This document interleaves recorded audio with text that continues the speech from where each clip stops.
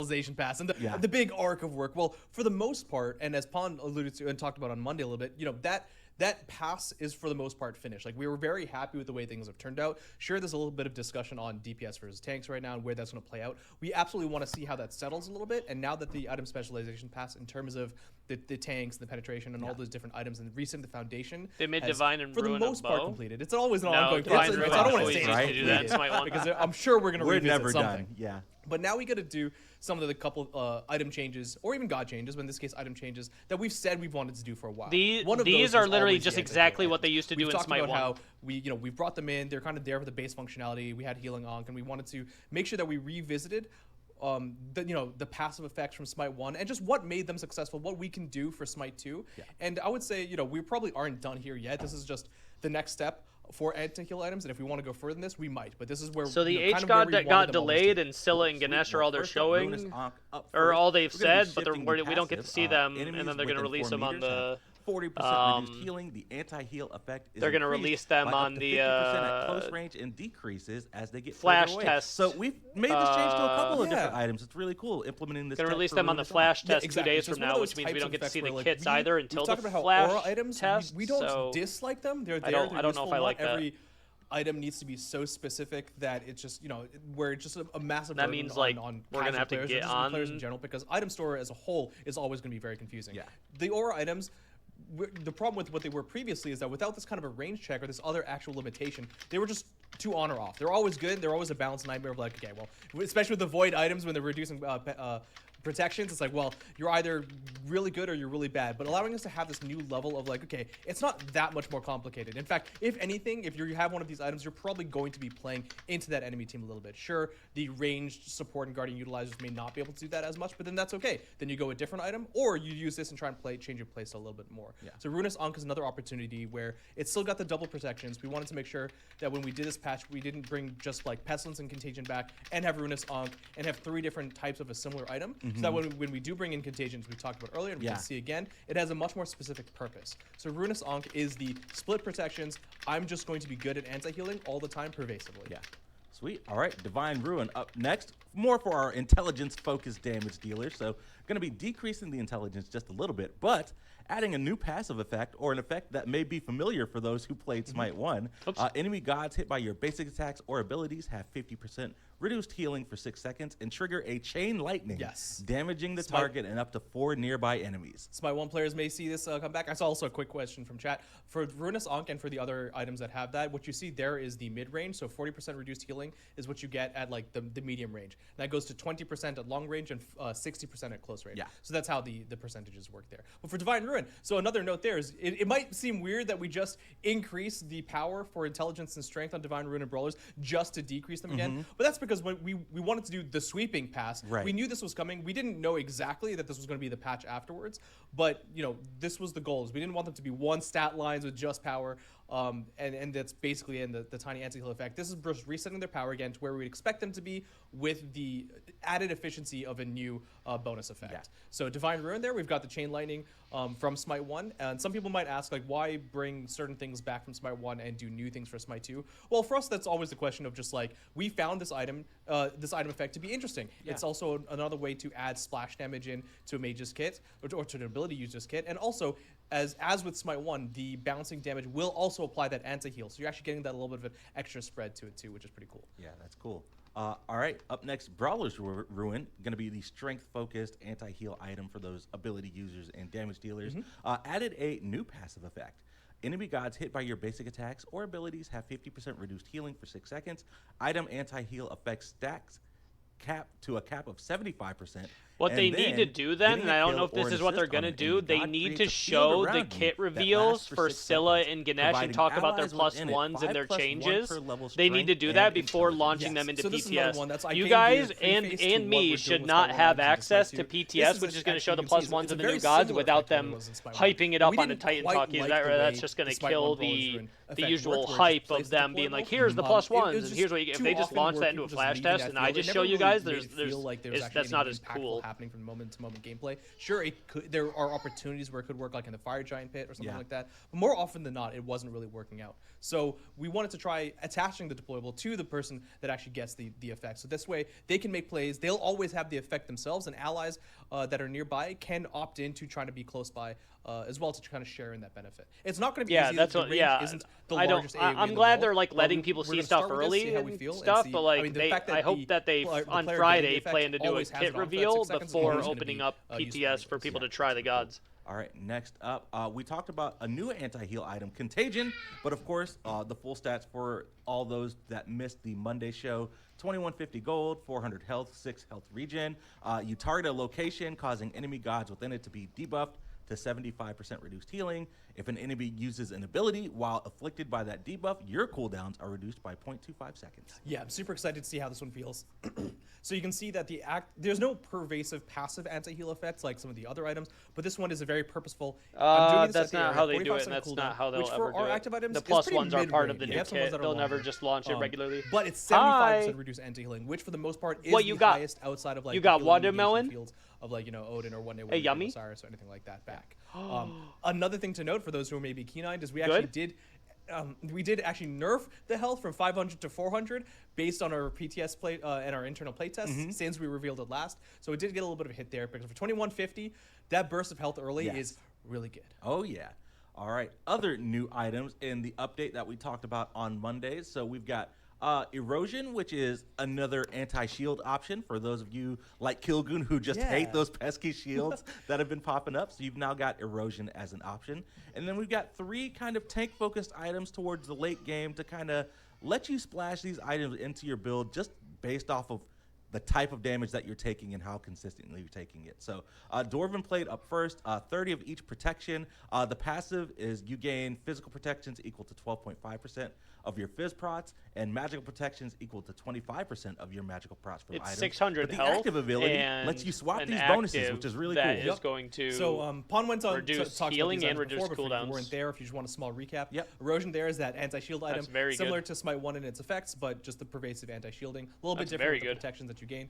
Dwarven Plate is, as we talked about before, it's not just about the anti-heal. That's not the only factor it's pretty expensive. We're not expecting you to buy this first item, and it's also not going to be that good because it's a multiplier. The passive of that active can literally reset your cooldowns by placing it on an area that people are healing. It's going to be something that the tankier items get, tankier characters get. We got a special guest chat. Travis has joined us again. I'm in your camera. No, I hit the cameras. You're good. What's up, Travis? Leave it here right now.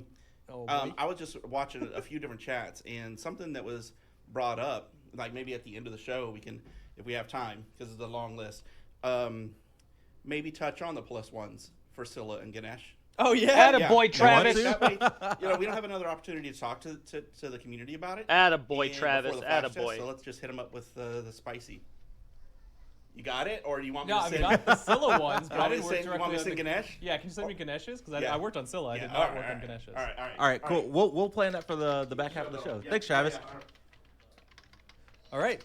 Travis coming. What a tight talk as soon today, as he walked back in, he was like sneaking in from the door. I'm like, all right, this is gonna be something what's spicy. going on for Travis? All right, cool. Well, let's get through these balance changes, and then we can talk +1s, right? Okay, cool. Gotcha. That threw me for a loop. Anyways, like I was talking about, Dwarven Plate. Yes, so that's the kind of late game enabler for tankier characters. You want to be building into protections Travis, because this percentage only works from your protections from items. Freya's Tears versus Draconic Scale. So Freya's Tears is kind of the one that you want to pick up. Ambassador Discord. Yeah, I mean, I typed the same thing in there. That's why, like anything I say in here, I type in there too. Protection from whoever's hitting you as quick as you can. Want them to hype it up. The constant ticking away. It applies on different instances of damage.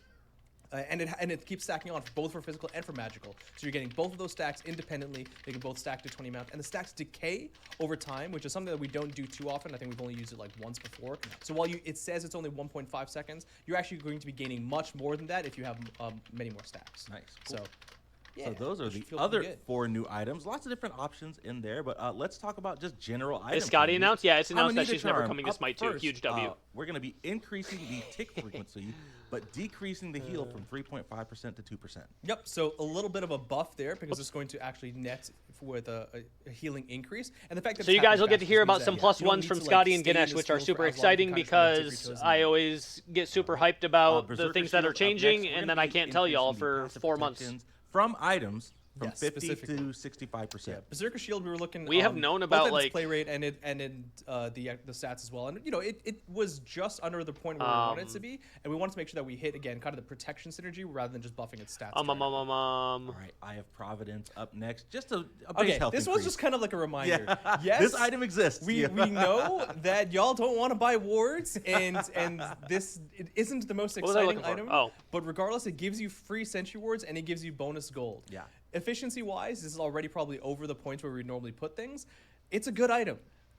You could almost just buy it for the stats themselves, and you'd probably be in a good spot. But that's okay. We'll give it some love. We're not going to break it. If we need to find a spicer effect one day, maybe we can do so. Yeah. But for now, just a little reminder, this item exists, Actually, full transparency's sake, I actually don't know if I know what Ganesh's +1s are. I don't know if we've ever actually covered them. We gave free wards away, and now no one buys wards anymore. Right. Actually, now that I'm looking here, I actually don't think I actually know. Through the window. What the +1s are for Ganesh. I know Scylla's. I don't think I know Ganesh. Some changes here, increasing the cost, increasing the attack speed. We're increasing the max stacks from 3 to 4. Melee basic attacks now provide 2 stacks. Chris, you're on something today? Scylla, not Scotty. Blue Lemon specifically said, "Is Scotty announced, buddy?" We're increasing its cost, we're increasing its attack. You just gotta read. You just gotta read what Lemon said. Lemon said, "Is Scotty announced?" I said, "Scotty's not coming to Smite 2." You might want to, there was a debate before whether you want to sell this late game or anything. Now I know I can't read. The fact that if you get this in your build, in general, you should feel pretty happy about it throughout the rest of your game. And the max stacks, so we're Scotty actually +1 a few increasing times. what it can give you by 1 stack. Fatalis is back. You got to use that on cooldown. Melee characters. All right, well then I blame Lemons then. The divide between melee and range kind of be the breakpoint. I blame Lemons then. Range too easily. Lemons said Scotty, and then the S took over my brain. Are the ones who should benefit from this the most, and we're okay with more investment that range characters get that full effect too. All right. Let's see. I have probably just kind of pointless. Going to be decreasing the cost and increasing. Just blame Lemons. Yeah, I mean, just looking at all the items and after we've done the specialization pass, we're still happy with Hussar's wings. Maybe we'll readdress it one in the future. He's gonna wear it like a badge of honor. Efficiency just wasn't quite there.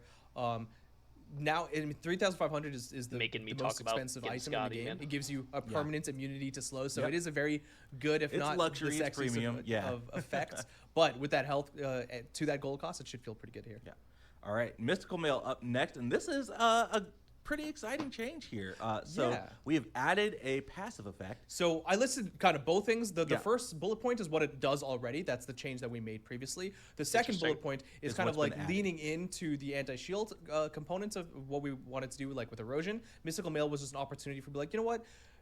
We have this opportunity to kind of just split this to be a little bit more unique and kind of specialized. They take what it more does. So of the efficient total bonus damage if they have shields, which will burn through the shields faster. Mystical Mail will burn through the shields. It does the full close range damage to shields. Regardless of the proximity to the person that has a shield, they're going to be taking that full amount of damage. That's right. Increase attack speed slow on Pharaoh's Curse to 40%. There should be some level of anti-shield effects. And decrease the cooldown to 45 seconds. Don't be surprised if people start rushing Pharaoh's Curse. Dump a whole bunch. Yeah.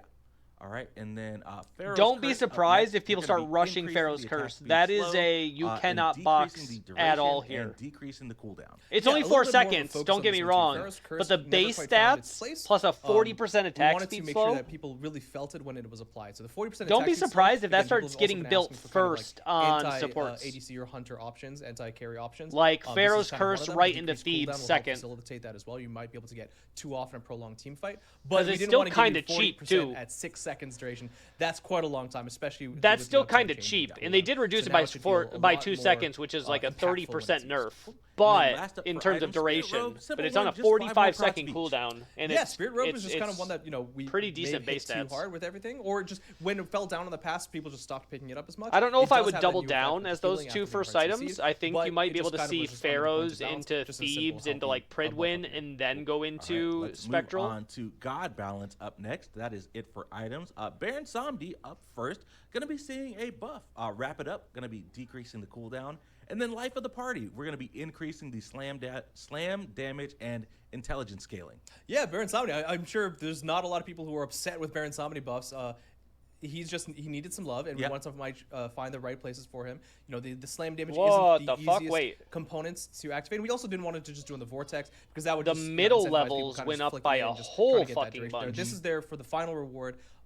It isn't and too high in the late game base, but its scaling is obviously been increased. Slam damage, so you're going to feel this throughout That's the game. 75 more damage and 20% more scaling on level 1. If you want that extra damage, you know that's actually going to be specialized for the mage builds because it's on that scaling.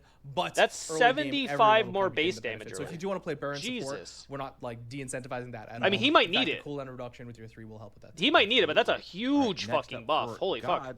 Cernunnos going to be because that does a percentage of your health too. Aspect of Strife, Horn Charge. The bonus cooldown reduction now applies late game jungle monsters. I don't know, 15% scaling late game is still fucking a lot too. It's only 5 base late game, and 15% more scaling. That's like another a lot more horns for 40 Cernunnos, damage on top. I know, right? Yeah. Early game, that's a lot. Charging all around the place. We love to see all the crazy stuff that people did with Aspect of Strife and Cernunnos. Love watching those, the content creators going crazy there. Seeing all those resets, yeah. Absolutely.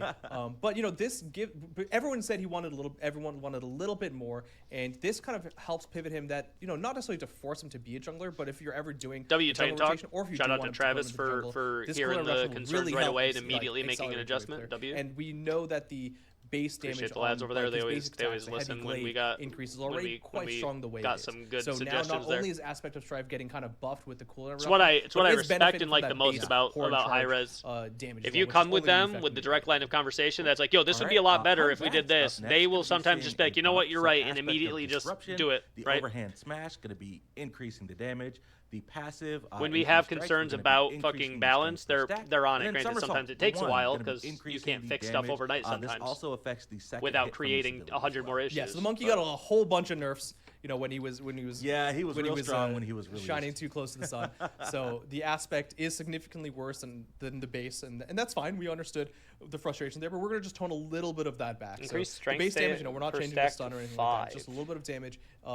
That he lost for gaining this aspect is going to be brought back a little bit. And then his base kit as well, we're increasing that strength per stack. So that just means that if you play into the gameplay of weaving in those basic attacks into your abilities, you should be rewarded even more. So honestly, it's actually something that'll be more impactful the more you understand and play as Hun Batz. 2 to 5. For those who don't know, because I was looking at these myself and I don't play that much Hun Batz, you get 1 stack per ability for every basic attack used after an ability. So you really do want to be weaving those basic attacks in. If you're not doing that and you're spamming your abilities, you're not going to be benefiting from this passive nearly as much. So just keep that in mind. And then Somersault, just a little bit of an increase in damage. 10 may not seem like that much, but he also gets that second component if he does both hits of it. It's not going to be I don't even think he needed buffs on his abilities if you're giving him that much of his passive. Get a little bit bonus. That wasn't going to feel too. And I don't think Hun Batz is. Who is next up on the list? Loki. Yeah, shout out to Sun Prodigy.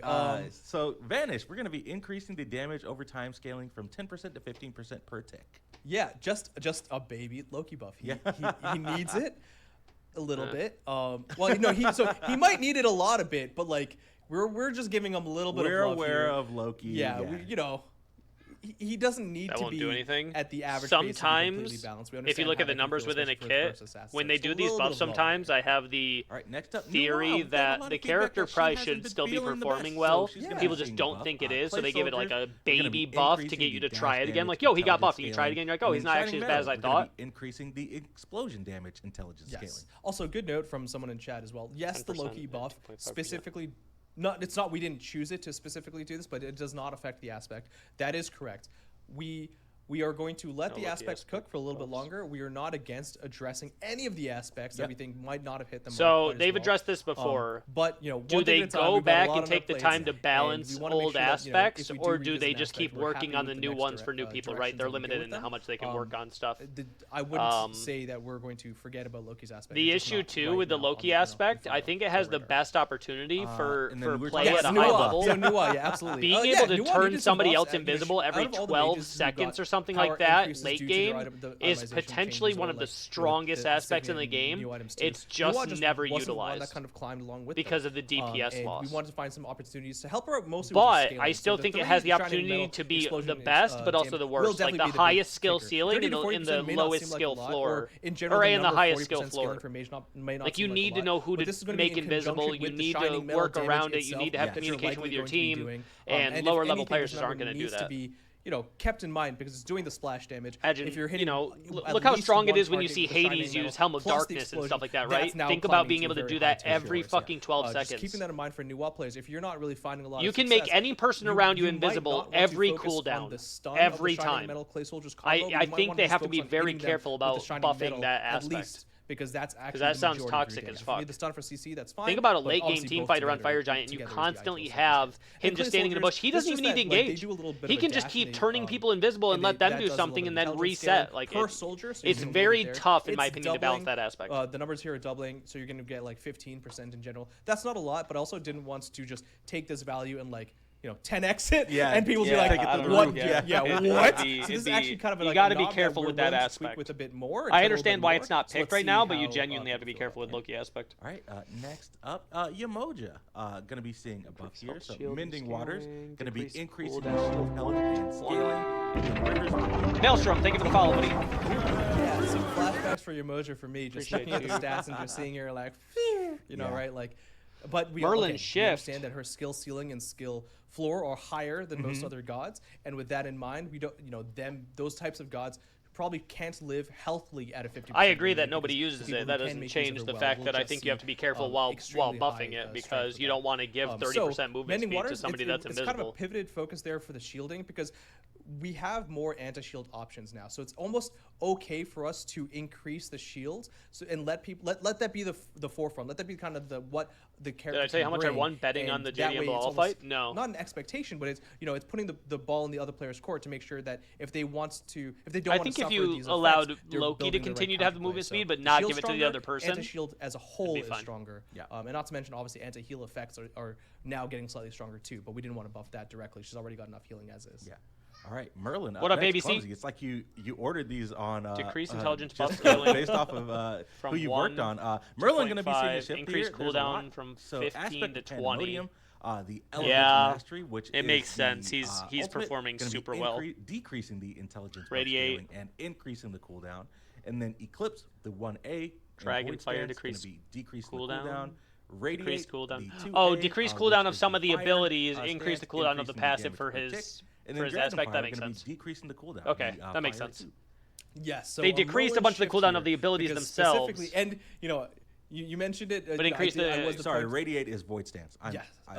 So Radiate Eclipse is Void Stance 1. Radiate is Fire Stance 1. Yeah. And then Dragonfire is Fire Stance 2. So aspects on most levels is actually stronger than base Merlin. Yep. I find that Agreed. to be very funny. Yes. I'm not against that in the slightest, but we're obviously we don't want aspects to always be better or always. They be didn't worse. buff Aladdin. They shifted Aladdin last time. They're meant to be a trade-off. Yeah. But if one kind of it wasn't a direct buff against the other, then that's when you they changed his Merlin kit as a whole, including the aspect, and is buffed actually all under the regular base part of his kit, but nerfed the additional genie even though you're seeing a damage and whatnot. But he's still overperforming at almost every level. Even the aspected Merlin I won is still 550 getting a buff 100 with everything else. Not nearly as much of a buff because that was specifically designed that way. Because you're probably not going to be utilizing the cooldown buffs that you're seeing here with the aspect because you're shifting off of them very often. So that being said, so technically he didn't get a buff last time. It was a shift. It was a buff to his initial abilities, but a nerf to his genie addition abilities. Medium-sized duration. That's going to be toned down. But he's still one-shotting people with like 2 abilities. Too strong every time you use your ultimate. Even just doing that and resetting your cooldown. I think Islam wins easily. Yeah. And then the cooldown itself is no longer. I think Islam wins easily. Flat. It's going to be 20 seconds flat. Still, I think Bilal had a better chance against Islam than JDM. At least because that one scales per rank. But not to the point where it should feel too oppressive, especially in the early game. He did look really good, but just nobody's been able to grapple with because, like I said, all of Merlin is technically underperforming. Islam, and I don't think JDM's the person to do it. 1A lets you throw those eclipses a little bit more often. Increase the damage per tick of the radiate, and he did look really good. Again, as I note there, this is the burn dot damage, not the ticking channel damage. And the reason why this bullet point is actually so important is because while it seems pretty light, obviously that's going to be per tick, and this is also the dot that you're applying in the different methods now. So this singular bullet point is buffing the damage that he does with his 1 in Fire Sands, his 2 when they're in the center in Fire Sands, which also applies his dot, the dot damage that he does with his in hands after he uses his Fire Flicker, as well as the dot that applies when he uses Elemental Mastery on both the Explosion and the Contraction. So this dot affects 4 different abilities, and in doing so also affects the aspect as well. And then a tiny Dragonfire cooldown decrease as well. All right, Aladdin up next, going to be seeing a nerf Kuvik Invocation. Lots of bullet points here, so we're going to be increasing the cooldown, increasing the mana cost, decreasing the return small damage scaling, not the scaling, just the damage, and then decreasing the large return damage as well. Yeah, so really focusing in on the 1, which felt like kind of over the point of balance there. Aladdin has been doing pretty good, then we saw some nerfs kind of take place, and those kind of cemented him. Then we saw some shifts come up and help bring him up. But where Aladdin's flexibility really allows him to shine the highest, right? He's another god with a very high skill floor and another very, very high skill ceiling. But what we saw much more success in was his ability to poke from the jungle, but also even like playing Aladdin in mid lane. Someone from the before times, 1 second. And what really allowed that to be the case is the low cooldown and the damage that's there from this ability. So toning that down a little bit. All right, Awilix up next, seeing a round of nerfs here, just about on every aspect of her kit. So she's just doing. Yeah, sorry, I didn't mean to. She's just doing really well. So she's Feather just doing Step, really well. Increasing the cooldown, Moonlight Charge, increasing the cooldown, and then Gravity Surge. We're going to be decreasing the base damage and the strength scaling. Sorry, just chat trying to get Pawn to sleep on a warm pillow. We don't. Oh no, it's already summertime, right? Yes, so Awilix did just need a round of nerfs. I think it's just simple as that. She was performing higher than we would like. Her ban rate and ranked was amongst the top. Yeah. And that's something that's data that we do obviously want to utilize as well. And I want to take this moment to just recognize that there's been a lot of discussion. I'm just like, hey, they keep talking about how they utilize stats a lot more. Nothing has really changed on that front. Maybe we're just talking about it a bit more, but we utilize whether it's ban rate, pick data at different ranked levels, the popularity of these characters, as well as ambassador feedback, social media. That formula hasn't really changed all too much. We want to be as informed as we can in all game modes, all levels of play. Yep. Just getting that balance point correct for everyone at the same time is just a Herculean, if not impossible task. So we just wanted to sometimes preface and be like, hey, in this case specifically, we're justifying this nerf by saying that her ban rate is quite high, and the data helps to alleviate that as just being like, hey, we're not just throwing darts at a board here. Right. All right, next up on the list, Cabrakan going to be seeing a nerf to Refraction Shield, going to be decreasing the damage. This affects both the normal and enhanced versions of the ability. Yeah, and this base damage nerf is specifically going to be hitting his early game, so you can see that it scales to the same amount. It's a pretty heavy early game nerf because it's 20 off, but then it's 20 off of 2 different abilities because you can utilize this twice. Cabrakan gained that as a buff, and we know that his bruiser potential, especially to early to mid game, can feel a little bit frustrating. That being said, we've also noticed that Cabrakan's mid to late game, once people can kind of deal with him, regardless of the item shifts that have happened, actually lead him to be That's healthier. A good change. So it's really his mid to late game. Keep his damage the same late. His early game, nerf it by 20 early, which is 40 damage at level 1. That's good. Next up, Hades doing really well. So he is also going to be seeing a nerf here. Devour Souls going to be decreasing the heal, and then Pillar of Agony, the ultimate, we're going to be decreasing. If you're doing full damage Cabrakan, you don't care about base damage. Shout out to all of you nerfs. soul laners and soul lane content creators that have been waiting for a Hades nerf. This is for you. That's all. If you're running Cabrakan damage, you don't care about his 20 damage base nerf scaling would be what you care about more. That has been doing really well. Sobek going to be seeing some nerfs as well. Just some cooldown increases for Tail Whip and Sickening Strike. Yeah, Sobek's definitely one of those gods as well that at a high level still performs quite well. And I think I want to clarify on that because after all the tank changes, there's a lot of discussion on like, hey, how are tanks doing? And Sobek was one that people still just said, no matter what, is just always good. Yeah. That being said, his stats are just about fine. We really kind of see this to be more of a high level issue than it is just kind of pervasive for everyone. That being said, I'm sure there's gonna be a lot of people being like, "What are you talking about? I'm not a high level player, and Sobek's really frustrating." Sure, and I believe you. And the stat and the date now we're going to be nerfing him accordingly. But it's not the heaviest of nerfs. If we need to nerf him more over time, that's fine. But he's definitely one of the ones where like he's in the thick of it, and the itemization changes will really show off what he can and cannot do. Yeah. All right, up next, Soul going to be seeing a nerf, and I believe this is our last change, specifically around the aspect of conflagration. Is that how you say that word? I don't know. Nice. So disapparate, we're going to be decreasing the damage and intelligence scaling on this. That's good. Her 3's fucking busted. Yeah, she's just doing quite well. And with the I'm glad people just finally started finding out that Intelligent Soul is busted. You remember like a month ago when I was running her like every game in mid? For the aspect, because that's where the mage aspect. Like back when Combat Blink was still in the game and I would just blink as I'm 3ing onto somebody and they would just fucking die. This is the only component. And now people are finally finding out that Soul aspect's fucking broken. Base kit, nor did we want to nerf the passive anymore. I was literally saying every day, I'm like, I don't understand how Soul isn't the most amount of intelligence from item. You don't get isn't being used. I was literally using her like a month ago. Damage. This was the kind of the overperformance. I was literally using Soul's aspect during the tank meta, though. OB10 balance overview. We'll have full patch notes. I was literally 3ing into groups of people. I'll probably do the same thing that because I always do after the these trail shows does damage, then the trail explodes, and the area damage explodes, which means you're doubling the damage you would have normally ever done. One by one, create content around the notes and stuff like that. Absolutely. Oh yeah, of course. Less people tried it. Clumsy, I guess. Should we just talk about Scylla +1s? Oh, you forgot that quick, God. right? Yeah, I did. I'm just like, we're good to go. We're going to be talking about questions. Right. I don't know if Travis even sent me the Ganesha ones. Let's see. We're not going into game, right? Because Josh spoke to us about something to do in game.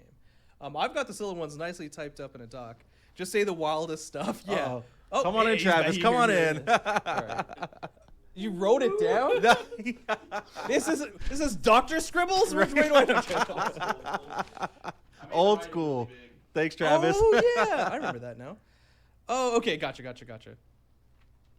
People didn't understand that the trail exploded and the AoE we can start with exploded. Ganesha. So people didn't think it was bugged. People didn't understand that. That was intended, not a bug. Hydrate. People didn't think that the trail exploded, so if you had them in the trail when you were exploding and the area, they took double the damage. Reading off the doc, but I do recall this now. So his first ability, don't remember all the names, so I apologize there, but his first ability now marks enemy gods. When an enemy is marked, any hard CC effect will consume that mark to deal damage to that target that scales with their level. So the idea here is the one applies a mark to enemies, and whether it's yourself or anyone else, it's kind of like a combo attack for proccing off of hard CC specifically. Yeah. And obviously Ganesha has some hard CC, so he can utilize and proc that himself. So kind of a little extra spice on the projectile ability that could use a little bit of love and extra. Yeah. So marks enemy gods, any hard CC will consume that mark to deal damage to that target that scales off of their level. The only other components as well is that Ganesha's third ability will now destroy player-made deployable walls. Something that we kind of always talked about doing in Smite 1 but never really got the ability to, and now we're here on Smite 2 or on UE5, and it's always Ganesh something that can now destroy player-made walls. So he doesn't by just dashing go through through walls himself, he will break down player-made, I believe, non-ultimate walls. So we're talking about, yes, not Yemoja ult, and I believe not Odin ult, but not Odin ult, not Cabrakan ult, not ults, but specifically Ymir, kind of blocking Thor, etc., etc. But not ultimates, no. I believe. That would be broken. I'll go back to my desk. Right? Yeah. Non-ultimate walls. Okay, cool. No. You can't have him. So maybe one less. You can't have him break down ultimates. That'd be busted. I don't know. He still grabs. What was this joke? He still grabs, yeah. It says it right here. It's just basically instead of him just going through the wall, it just takes away your wall. The same way, like if you put down a wall and a Titan walked into it. Shell. Yeah, thank you. I was not thinking about it like we were that. missing the context. Yeah. I get the context. You can't have him break down alt walls. That's of the third ability. I was just thinking about Ganesha as a whole. Yes, one less Phantom Shell potentially, because you can actually break down through those walls. Yeah, if anything, now that's got me more interested. Like now, if anything, you can get like Staff of Merlin and just constantly be breaking walls if you're finding it frustrating, or just get more cooldown reduction. But yes, I see you. That's less of a joke and more just like a tip for players. Yeah. It's okay. I appreciate you, Travis. Thank you. I think it failed on delivery. Yeah, no, that's my bad. That's my bad. You didn't make a little smiley face with your I know, right? So. Sweet. Well, was that it for Ganesh? We talked about the +1 to the 1 with the CC. So I'm looking at my phone to make sure I have Scylla's ready. We're waiting on extra messages. We talked about being able. So to your one applies a mark walls. that is consumed and does additional damage based on yeah, level. all the rest of the goodness. If they're hit with hard CC, still lock people on top down of what it already this did, which increase damage of your teammates. The burst of the initial hit damage as well as the repeating damage. Yeah. None of those components for Ganesha has changed at all. He's still gifting his allies with those kills. Yep. So he's feeling just as good, if not better than ever. And we've talked about his +1s. We're not going to go into any aspects, but I'm not sure. There are aspects in the works for them. There are aspects in the work for Scylla and Ganesha, so we can confirm that now. But we're not going to tell you what they are. Let that be a wait. No, those will not be active. We'll need to At this sure point, that I don't know. I just found out about this today. You know? Exactly. We'll figure that out. Yeah. Okay. Cool. All right. Are you ready for Scylla? Or are you still waiting on? No, I'm just making sure I have the list because I just wrote it down in a nice little list earlier. Nice. Cool. So that way I don't miss anything. Okay. Cool. So Scylla, yeah, super excited to see Scylla, and we're talking about right? We're talking about bringing in some of those fan favorite one of gods the most popular gods in Smite 1 and history. I think she's like top 3 on my list as well between like Merlin, Scylla, and Giannis. So I'm super excited to see Scylla, and she's been feeling better than ever. Her playtest, she might be maybe a little bit strong, but that's okay. We'll figure that out. Okay, so I wanted to I made a note here as well for myself. Scylla has a few +1s. That being said, there's also a few shifts, and I don't mind talking about all of those right now, considering, like Travis said, if she's on this flash test, everyone's going to get that, and it's good to give a little bit of context. The shifts are super minor for the most part, so we can talk about that together. So the passive involves one of the first shifts, which is the third ability, Sentinel, actually has passive mana regen on it. MP5 in Smite 1 or mana regen for us in Smite 2, that's actually going to be moved to the passive. So no longer are you going to be gaining increased mana regen from ranking up your third ability, but you're actually going to be getting it for getting max rank of your abilities, just as you would usually get the other components of this, which is you're still going to be getting 25 intelligence for max rank. So now you're getting two things when you're getting max rank in terms of stats for Scylla's passive. But you're also getting those bonus ability effects. And whether you want to call that our passive or the passive for abilities, that's, for us, that doesn't really change anything. But we can get into what some of those are. So the idea for Scylla is take this opportunity to just kind of hone in on what she does best. We want to really push her and make sure that she feels like a mid to late game powerhouse, while maybe her early game is a tiny bit weaker, and we'll see that in one of the other shifts as well. But also give her the chance to have a look at what her max rank ability effects do and see if we can find an opportunity there to spice things up a little bit, because to be honest, Scylla's kind of a great kit. We're not trying to go crazy and an iconic kit too. An iconic kit. We don't want to add +1s that kind of detract away from who Scylla is. If anything, we want to hone in on that a little bit. So first ability, no changes. It's perfect. Its max rank is great too. We're very, very happy with the way it feels, the way it works, and the bonus effect you get from max rank is solid. The second ability, a couple of shifts here, not a lot. Really, just there's a component that I believe was probably added into Smite 1 that this is an opportunity for us to actually take away here, which is this ability no longer does the bonus damage to minion in jungle camps and I even wrote down that it gained at some point due to balance in Smite 1. That was, in a time where we were at different goals. For Scylla, the goal here is to make sure that, by taking this away, we're kind of leaning into the fact that she shouldn't have the best wave clear early on. She shouldn't be able to pop this on the wave and just instantly clear by level 3. You are going to have slightly weaker wave clear and damage earlier on into the game, and she's actually gaining damage further too. So this kind of makes up and kind of a trade-off there. So you're no longer going to be getting that bonus damage to minions in jungle camps. And so that's one component of it. And then for the max rank component, she's no longer going to be gaining that 1 second lingering slow and prot shred that she would at max rank, which was the main benefit. She will still have the protection reduction. But now at max rank, if this ability is refired early, that deployable area will still linger on the field. So it is no longer kind of like a debuff that lingers, but it's the entire field that lingers. So if you do it early, the earlier you do it, the longer that duration is going to be, because if you do this at the last second refire, that deployable will have already timed out at that time. So you're getting more of a zoning benefit depending on when you want to refire this. You don't even need to think about it too much. Yeah, it's a good change. That's kind of the point as well. As like I said, we don't want to take away from Scylla's gameplay. If anything, this just adds to it and adds kind of another mechanism. That being noted, I even have a note for myself and for ambassadors and for playtesters now. If the the slowing effects and protection reduction effects of that field feel too strong, we have a lot of ways of like making that itself weaker. Yeah. But we wanted to give this +1 a chance. Cool. The third ability, again, a tiny bit of shifts here. This ability's vision will always go through line of sight, not just at max rank.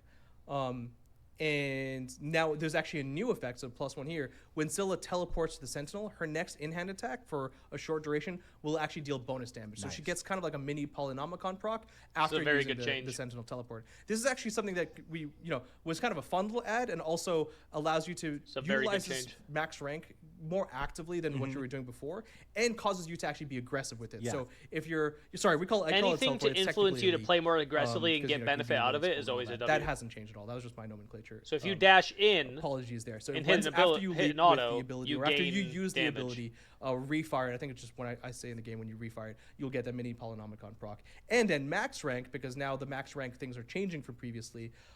If this bonus attack from the Sentinel that you gain from going to the Sentinel hits an enemy god, her ability cooldowns will all be lowered flat by 3 seconds. So you get a one-time cooldown reduction benefit if you're playing aggressive. Again, the lean in here to this +1 is it changes absolutely nothing on her defensive capabilities, but it's actually increasing her offensive capabilities or letting her to be more flexible there. So another kind of opportunity that we wanted to play around with. The in-game visuals aren't done yet. That's why we can't see them on court. Scylla is very good offensively, but she's surprisingly good defensively as well. Between the Sentinel and between the movement speed, which I'm going to be talking about with her ultimate, she's very hard to catch if she wants to be. They'll have them done by the flash test on Friday. And it's okay. We're not taking away those abilities. We're just taking away a little bit of how strong they can be and shifting away the priorities there. Aggressively dashing. And then finally, the fourth ability, kind of just right along, and just preface this as well. She's no longer gaining the double movement speed at max rank. She's gaining that normal, I think, 35% movement speed as she would at all ranks. So now when she's at max rank, you can just use it and then just zoom away. 35% is, believe me, is still plenty enough. But now, so not just at max rank, but all the time, whenever Scylla uses the ultimate I'm a Monster to deal damage specifically to enemy gods, if she deals damage to enemy gods, she gets 1 stack. These are the current numbers. We can absolutely change these. But whenever she kills an enemy god, she gets 3 stacks per god with this ability only. So we're not with all abilities, but with I'm a Monster. So she gets stacks. And this will be reflective in the passive meter. At max rank, which is going to basically be happening at the end of the game, each stack will add bonus damage and bonus damage scaling to I'm a Monster specifically. Nice. So the more you utilize it, the more you utilize it well, the better and better and better it's going to get throughout the game. So basically, chat, the play 20, you get those stacks and they stay. Jade Scepter you get a benefit once you hit 20 for the extra damage. And you just knock somebody up and then cast your ult immediately where they're landing, and it's a free ult every single time since you can use actives while in a channeled ability. She's going to be dealing some damage, So you ult and just knock them up into your ult for free. If anything, like I said, I wouldn't be too scared of the bullet point list. Ganesha didn't need as many, and he doesn't. We were very happy with theirs. Scylla doesn't need them as much, but we wanted to use this opportunity to just hone in on what she can do and what she is, and hopefully, if anything, this should all feel like more excitement for Scylla. Yeah. I mean, like I said, Scylla's one of my top favorite gods. I think she's a lot of fun to play in Smite 1, and hopefully will continue to do so in Smite 2. I know a lot of the community has been waiting for Scylla in Smite 2, so it's super exciting that they'll get an early look at some point this week, which is super cool. Yeah, exactly. Sweet. Well, I think, Clumsy, anything else for Scylla and Ganesh +1s that we wanted to talk about? We got about 10 minutes left in the show. We can do a short little Q&A segment if you want. Hang out for a little bit. Sure. Sweet. Sounds good.